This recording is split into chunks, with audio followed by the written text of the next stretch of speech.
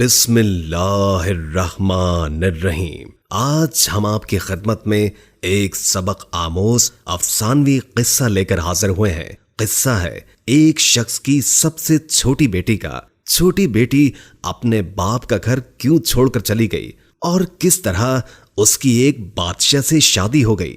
जानने के लिए वीडियो को आखिर तक जरूर देखिएगा। एक दफा का जिक्र है कि एक सौदागर था जिसकी 3 बेटियां थी। इसकी तीनों बेटियां बेहद खूबसूरत थी, लेकिन छोटी वाली सबसे प्यारी थी। उस सौदागर को अपनी तीनों बेटियों से बेइंतहा प्यार था। वो बस डरता था कि कहीं उसे कोई छोड़ कर न चली जाए। इसलिए एक दिन सौदागर ने फैसला किया कि वो अपनी तीनों बेटियों से पूछेगा कि वो उससे कितनी मोहब्बत करती हैं। वो यही सोचते हुए अपनी सबसे बड़ी बेटी के पास गया और पूछा, बेटी तुम मुझसे कितनी मोहब्बत करती हो? बड़ी बेटी ने जवाब दिया, बाबा जान मैं आपसे अपनी जान से भी ज्यादा मोहब्बत करती हूँ। बाप ये सुनकर बेहद खुश हुआ और अपनी बेटी को एक कीमती सोने की माला दे। फिर वो अपनी दूसरी बेटी के पास गया और उससे भी यही पूछा कि बेटी तुम मुझसे कितनी मोहब्बत करती हो? दूसरी बेटी ने जवाब दिया, बाबा मैं आपको इस पूरी दुनिया में सबसे ज्यादा चाहती हूँ। बाप बेटी की बात सुनकर खुश हुआ और उसे बहुत सी सोने की अशर्फियां दी। अब सौदागर अपनी सबसे छोटी बेटी के पास गया, बेटी तुम मुझसे कितनी मोहब्बत करती हो? सबसे छोटी बेटी ने जवाब दिया कि नमक के बराबर। बेटी का जवाब सुनकर बाप को बहुत गुस्सा आया। नमक तो इंतहाई सस्ती और मामूली चीज है, ये मुझे इतना प्यार करती है। और फिर सौदागर ने उसे बहुत डांटा और गुस्से में यह भी कह दिया कि मुझे पता है कि तुम एक दिन मुझे छोड़कर चली जाओगी, इसलिए बेहतर है कि अभी से इस घर से चली जाओ। बाप की बात बेटी के दिल पर जाकर लगी और वो किसी को भी बताए बगैर घर से रोते हुए निकल गई। वो लड़की एक ऐसी जगह से गुजर रही थी जहां बहुत सी घास उगी हुई थी। लड़की ने अपने लिबास के ऊपर ही एक और घास का लिबास बनाकर पहन लिया ताकि पहचानी ना जाए। इसके बाद वो बादशाह के महल के बाहर जाकर रुक गई और बाहर खड़े सिपाहियों से कहने लगी कि सुनो, मुझे कुछ काम की जरूरत है, क्या तुम मुझे काम पर रख लोगे? मुझे सब काम आता है। नहीं बीबी, हम ऐसे किसी को काम पर नहीं रख लेते, जाओ यहां से। लड़की उदास हुई लेकिन फिर से इसरार करने लगी, देखो मुझे काम की बहुत जरूरत है, मेरे लायक कोई तो काम होगा महल में।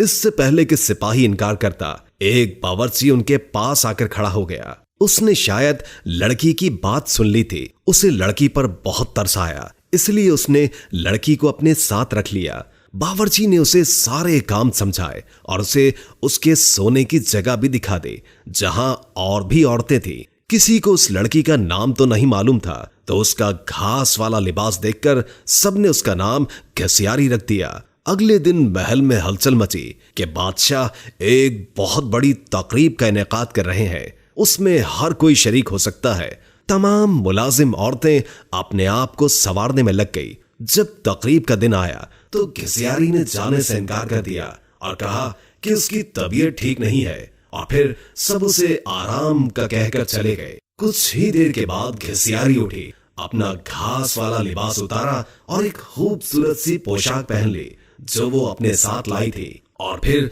उस तकरीब में चली गई। वो इतनी खूबसूरत लग रही थी कि वहां तमाम हाज़रीन की नजरें उस पर उठ रही थीं। हर कोई ताज्जुब में था कि इतनी हसीन लड़की कौन है। वहां बादशाह का बेटा भी मौजूद था। उसने जब इस हसीन लड़की को देखा तो देखता ही रह गया, और फिर शहजादे ने पूरी तकरीब बस घसियारी के साथ बातों में गुजार दी। शहजादे ने किसी और की तरफ आंख उठाकर भी न देखा। फिर घसियारी किसी की भी नजरों में आए बगैर वापस महल में आ गई। अगले दिन औरतों ने कहा कि तुम्हें वहां होना चाहिए था। कल बादशाह का बेटा एक हसीना पर लट्टू हो गया और सारा वक्त उसी के साथ रहा। घसियारी बज़ाहिर उदासी हुई, हाँ काश मैं भी जा सकती। कुछ दिनों के बाद बादशाह ने फिर से एक तकरीब रखी। इस बार घसियारी ने यही बहाना लगाया कि उसकी तबीयत ठीक नहीं है, सो वो नहीं जा सकती। लेकिन सबके जाने के बाद उसने फिर से एक उम्दा लिबास पहना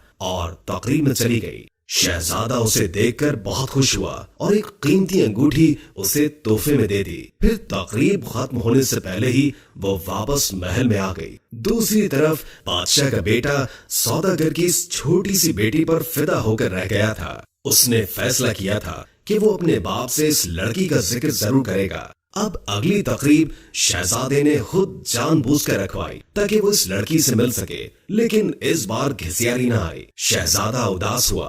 बादशाह को घिसियारी के बारे में कुछ भी मालूम नहीं था, इसलिए वो परेशान हो रहा था कि उसका पता कैसे और किससे करे। एक दिन शहजादे ने महल के मुलाजमों से सागूदाना बनाने की फरमाइश की। घिसियारी को जब ये पता चला तो उसने खुद सागूदाना बनाने की ख्वाहिश का इजहार किया। उसे इजाजत दे दी गई। घिसियारी ने सागूदाना बनाने के बाद वही कीमती अंगूठी जो शहजादे ने उसे दी थी सागूदाने में डाल दी। अब शहजादा मेज पर बैठा सागूदाना खा रहा था। जब खाना खा चुका तो देखा कि प्याले में अंगूठी पड़ी है। वो अंगूठी पहचान गया और जल्दी से अपने मुलाजमीन को बुलवाया। मुलाजमीन ने बताया कि ये सागूदाना घिसियारी नामी मुलाजमा ने बनाया है। फिर घिसियारी को बुलवाया गया। शहजादा घिसियारी को पहचान न सका, लेकिन जब घिसियारी ने बोलना शुरू किया तो शहजादे को उसकी आवाज सुनकर यकीन हो गया कि ये वही लड़की है जो उसे तकरीब में मिली थी और जिस पर वो दिल हार बैठा है। फिर घिसियारी ने अपना सारा किस्सा शहजादे को बताया कि वो इस महल में किस तरह पहुंच गई। शहजादे ने घिसियारी का बादशाह को बताया और इन दोनों की शादी कर दी गई। शादी के बाद एक बहुत बड़ी तकरीब रखी गई। उस तकरीब में सिर्फ शहर के बड़े बड़े सौदागर और ओहदेदारों को बुलवाया गया था। घिसियारी के बाबा भी उस तकरीब में मौजूद थे। खाने का वक्त हुआ तो मेज हर तरह के लजीज खानों से भर दी गई, लेकिन जब सबने खाना शुरू किया तो पता चला कि खाने में नमक ही नहीं है। घिसियारी के बाबा ने बादशाह को मुखातिब करके कहा, इसमें तो नमक ही नहीं है। बादशाह हल्का सा हंसा और कहने लगा, क्या हो गया सौदागर साहब, सिर्फ नमक ही तो नहीं है, बाकी सब कुछ तो है ना इसमें। ये सुनकर सौदागर की आंखों से आंसू जारी हो गए।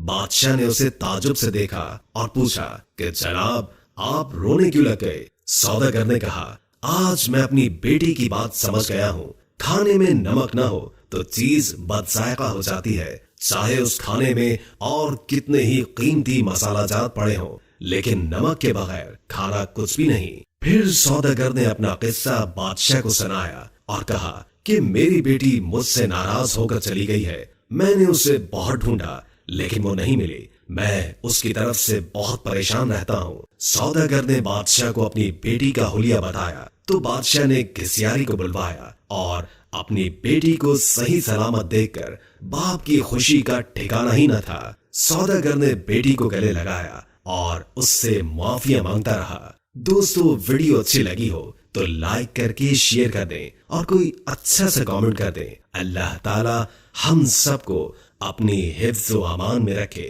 जज़ाकल्लाह।